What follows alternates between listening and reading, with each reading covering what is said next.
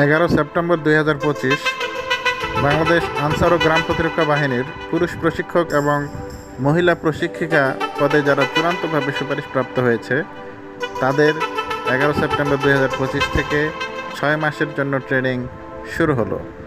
আপনারা জানেন যে বাংলাদেশ আনসার ও গ্রাম প্রতিরক্ষা বাহিনীতে বর্তমানে একবারে স্বচ্ছ এবং মেধার ভিত্তিতে নিয়োগ প্রক্রিয়া চলমান রয়েছে। তো আপনাদেরকে বলতে চাই, বিনা টাকায় বিনা ঘুষে চাকরি হচ্ছে বর্তমান আনসার ও গ্রাম প্রতিরক্ষা বাহিনীতে।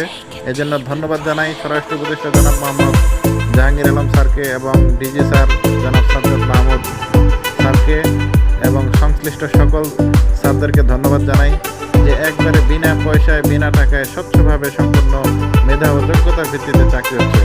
আপনাদেরকেও স্বাগতম। আসসালামু আলাইকুম রহমতুল্লাহ।